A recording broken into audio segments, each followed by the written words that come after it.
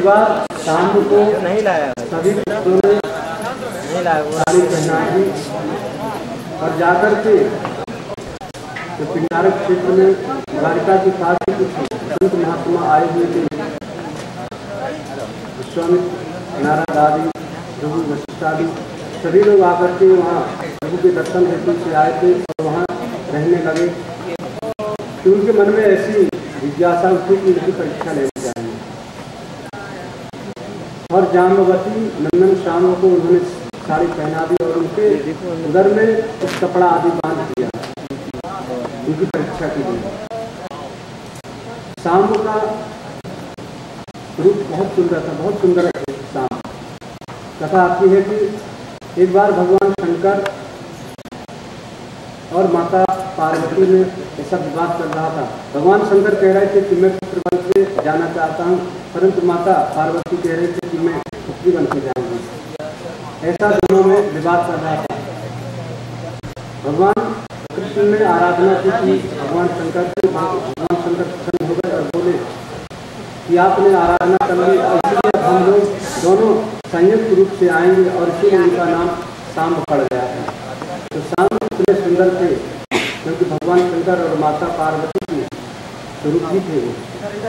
उनको ले जाकर के ऋषियों के पास गए। पृष्ठुम विलज्जति साक्षात् प्रभूता मोहकर्मणि। उन्होंने पूछा है महात्मा कि हमारी जो बहू है अभी अभी इसका विवाह हुआ कुछ समय पहले ही और इसके गर्भ है, आप बताइए इसके पुत्र होगा या पुत्री? इसकी इच्छा है कि पुत्री हो, परंतु आप लोग बताइए, आप विराम दक्षिण सब कुछ जानने वाले, बताइए इसको पुत्र होगा पुत्री? और जैसे ही उन ऋषि महात्मा ने देखा कि ये तो कृष्ण के पुत्र शाम के उधर में कपड़ा बांध करके साड़ी पहना करके लाए, हमारी हंसी उड़ा रहे हैं, तो उन्होंने श्राप दे दिया कि जो भी इसके उधर में होगा वह मूसल के स्वरूप में हो जाएगा और मुसलम कुल नाशनम, और तुम्हारे संपूर्ण कुल का नाश करने वाला होगा। सभी लोग घबरा गए। ऋषि महात्मा वहाँ से चले गए और वहाँ से ये बालक घबरा करके महाराज उग्रसेन के पास गए। महाराज उग्रसेन ने देखा बालक बहुत घबराए, उनको समझाया ऐसी कोई बात नहीं है, और उसको घिस करके चूर्ण बनाया गया और समुद्र में डाल दिया गया और वही आगे चल के इनका नाम की घास बन गई। और जो अंतिम हिस्से टुकड़ा बचा हुआ था लोह का, उसी को जरा नाम के जात ने अपने तीर में धारण किया था। सुखदेव जी कहते हैं कि राजन, प्रभु को किसी ने भी जानकारी नहीं दी, परंतु प्रभु तो सब जान गए और उनकी ऐसी इच्छा ही थी कि ये सब हो। इधर बहुत दिन से जब वसुदेव ने देखा कि द्वारका में कोई ऋषि महात्मा का आगमन नहीं होता, संतों का आगमन नहीं हो रहा और कुछ अपशकुन भी दिखने लगे हैं, अपशकुन होने लगे हैं, तो एक दिन नारद जी का आगमन हुआ। वसुदेव जी ने उनको प्रणाम किया। वसुदेव जी से उन्होंने वंदन की और कहे कि हे नारद जी, आजकल मेरे यहाँ ऋषियों का संतों का आगमन नहीं हो रहा है, आज आप बहुत दिन पश्चात आए हैं, आप बताइए कि भागवत धर्म क्या होता है, मनुष्य के लिए कल्याण का मार्ग क्या है? नारद जी ने बड़ी प्रशंसा की। बोले राजन, आपने जो मुझसे प्रश्न किया है, इसी प्रकार का प्रश्न एक बार महाराज मिनि ने 9 योगेश्वरों से किया था। महाराज मिनि एक बार यज्ञ कर रहे थे, उसी समय कबीर हरि रंत्र रक्षा प्रबुद्धा पिपलायना आविर्भूतमसा कर भाजन। ये 9 योगेश्वर ऋषभ देव के पुत्र थे, वहाँ पहुँच गए। उनको देख करके मिनि ने उनको प्रणाम किया और उनसे प्रश्न आदि करने लगे कि मनुष्य मात्र का कल्याण कैसे हो, भागवत धर्म क्या होता है। तो उन 9 योगेश्वरों ने उनके प्रश्नों का उत्तर दिया कि राजन, मनुष्य मात्र का कल्याण इसी में है कि परमात्मा का चिंतन करें, उनके नामों का संकीर्तन करें और उनकी भक्ति करें। और कायेन वाचा मनसेन्द्रियर्वा बुद्ध्यात्मना सुख स्वभावात् करोति यद्यत् सकलं परस्मै नारायणाय समर्पयत्। शरीर से, वाणी से, मन से, बुद्धि से, जिस प्रकार से जो भी कर्म हम करते हैं उन सब कर्मों को भगवान नारायण को समर्पित करते जाएं। यही भागवत धर्म है।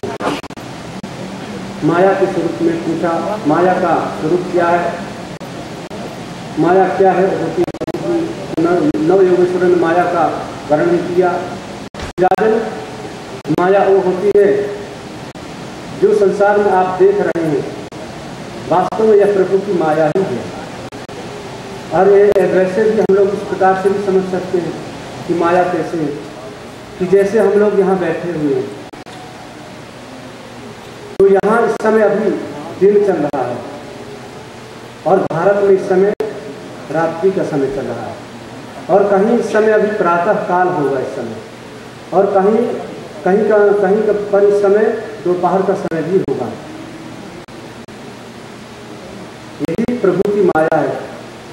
इस प्रकार से माया के स्वरूप के वर्णन किया कि माया का स्वरूप होता है, 3 प्रकार की माया होती है, महाकाली, महालक्ष्मी, महासरस्वती।